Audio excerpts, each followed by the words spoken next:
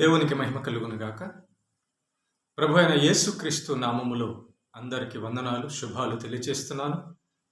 ప్రేమైన దేవుని బిడ్డలారా, మీరందరూ కూడా పరలోకానికి వెళ్ళేటటువంటి ఆత్మ సంబంధమైన జీవితంలో బాగున్నారా? మనమందరం కూడా ఆత్మ సంబంధమైన జీవితంలో దినదినం అభివృద్ధి పొందేటట్లుగా బాగుండాలని దేవునికి ప్రార్థన చేస్తూ ఉన్నాం. ఒక విషయాన్ని మనం ఆలోచన చేద్దాం. జీవితం. భూమి మీద మానవులు జీవిస్తున్న జీవితంలో 3 రకాల జీవితాలు మనం పరిశీలించవచ్చు. ఏంటా 3 రకాల జీవితాలు అంటే, మొట్టమొదటిది ఇష్టానుసారమైన జీవితం. రెండోది కొంత దేవునికి ఇష్టమైన జీవితం, కొంత తనకు ఇష్టమైన జీవితం. ఇక మూడవది పూర్తిగా దేవునికే ఇష్టానుసారమైనటువంటి జీవితం. ఇలా 3 రకాల జీవితాలు భూమి మీద మనుష్యులలో మనకు కనబడతాయి. మొట్టమొదటి జీవితము ఇష్టానుసారమైన జీవితం. ఒక వచనాన్ని చూద్దాం బైబిల్లో. పరిశుద్ధ గ్రంథము లూకా సువార్త 16వ అధ్యాయములో నరకానికి వెళ్ళినటువంటి ధనవంతుడు చేసిన పాపము, జీవించిన జీవితం గురించి, ఆ నరకంలో ఎందుకు పడాల్సి వచ్చిందో, ఆ వేదనలో ఎందుకు బాధపడాల్సి వచ్చిందో ఆ యొక్క స్థలంలో అబ్రహాము కారణం చెప్తున్నాడు ధనవంతుడుకు. లూకా సువార్త 16వ అధ్యాయము 25వ వచనం. అందుకు అబ్రహాము, కుమారుడా, నీవు నీ జీవిత కాలమందు నీకిష్టమైనట్టు సుఖము అనుభవించితివి, అలాగుననే లాజరు కష్టము అనుభవించినని జ్ఞాపకము చేసుకునము. ఇప్పుడైతే వాడు ఇక్కడ నెమ్మది పొందుచున్నాడు, నీవు యాతన పొందుచున్నావు. ఈ యొక్క ధనవంతుడు ఆ యొక్క నరకంలో పడి యాతన పొందడానికి గలటువంటి కారణము అబ్రహాము గారు చెప్తున్నారు. ఏంటంట? ఆ ధనవంతుడట తన జీవిత కాలమందు తనకు ఇష్టమైనట్టు జీవించాడట. అదే మనం మొదటగా చెప్పుకున్నటువంటి జీవితం. నెంబర్ 1. ఈ భూమి మీద ఎవరు తమకిష్టానుసారమైన జీవితం జీవిస్తారంటే, దేవునిపై విశ్వాసం లేనివారు, దేవుడంటే భయము లేనివారు, దేవునిని ఎరగనివారు, తెలుసుకొననివారు, వీరు తమ ఇష్టానుసారంగా బ్రతుకుతారు. వీరి జీవితంలో వారికి ఏది నచ్చుతుందో వాళ్ళే చేస్తారు, అది చేస్తారు వాళ్ళు.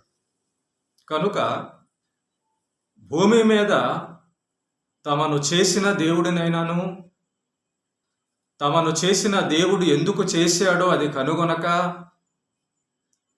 ఇచ్చిన ఈ జీవితం ఎందుకో తెలియక, ఇష్టానుసారంగా విచ్చలవిడిగా పాపములో జీవిస్తూ, నీతి న్యాయములు ధర్మములు దేవుడు లేని జీవితమే ఇష్టానుసారమైన జీవితం.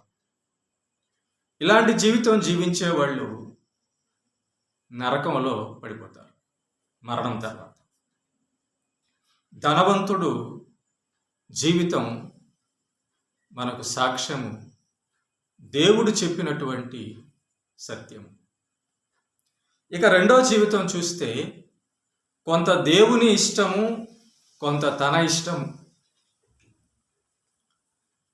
ఇది క్రైస్తవుల గురించి మనం మాట్లాడుకున్నా, లేదా అన్యుల్లో మనం గమనించిన, కొంత దేవుని భయము, కొంత తన ఇష్టానుసారం. అంటే దేవుడు ఉన్నాడన్న నమ్మకం ఉంటుంది, కానీ దేవుని యొక్క భయం కొంత ఉంటుంది, కానీ వాళ్ళ ఇష్టానుసారంగా చేయడం కూడా ఉంటుంది. అంటే బైబిల్ యొక్క వచనాలను బట్టి చెప్తే ప్రకటన గ్రంథంలో నులివెచ్చని జీవితం, చల్లగా అయినాను వెచ్చగా అయినాను లేక నులివెచ్చగా ఉండడం, ఇది కూడా ప్రమాదమే. ఈ జీవితం కూడా ప్రమాదమే.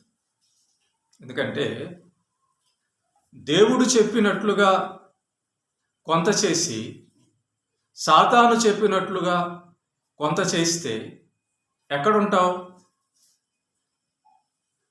కాబట్టి పరలోకం వెళ్ళాలి అంటే దేవుడు చెప్పినట్టుగా బతకాలి. నరకం తప్పించుకోవాలి అంటే దేవుడు చెప్పినట్టుగా బతకాలి. మరి పాపము పరిశుద్ధత రెండూ కలిసి ఉంటే ఆ జీవితము సరైన జీవితం కాదు. కనుక దేవునిని యేసుక్రీస్తును నమ్మిన విశ్వాసులైనను దైవ సేవకులైనను మన జీవితాల్లో రెండు రకాల జీవితం లేకుండా ఉండడానికి దినదినము ప్రయత్నించాలి. పూర్తిగా దేవుని యొక్క చిత్తానుసారంగా బ్రతకడానికి మనం ప్రయత్నం చేస్తుంటే ఆయన కృప ద్వారా, ప్రార్థన ద్వారా, వాక్యం ద్వారా, పరిశుద్ధాత్మ ద్వారా మంచి జీవితంలో నడవడానికి అవకాశం ఉంటుంది. కాబట్టి నులివెచ్చని జీవితం కూడా అది మంచిది కాదు. ఇక మూడవది, పూర్తిగా దేవుని ఇష్టానుసారంగా జీవించే జీవితం. ఈ జీవితాల్లో మనము అబ్రహాముని చూడగలము, దావీదుని చూడగలము, దానియేలుని చూడగలము, అపోస్తలుడైన పౌలును చూడగలము, బైబిల్లో ఎంతోమంది భక్తులు చూడగలము. వారి జీవితాన్ని పూర్తిగా దేవునికి సమర్పణ చేసుకొని దేవుని ఇష్టానుసారంగా బ్రతకడము వారి జీవితం. దేవుని ఇష్టానుసారంగా బ్రతకడాన్ని వారి జీవిత లక్ష్యంగా, వారి జీవితం ఒక పరమార్థంగా వారు జీవించారు. దేవుణ్ణి సంతోషపెట్టేందుకు జీవించారు.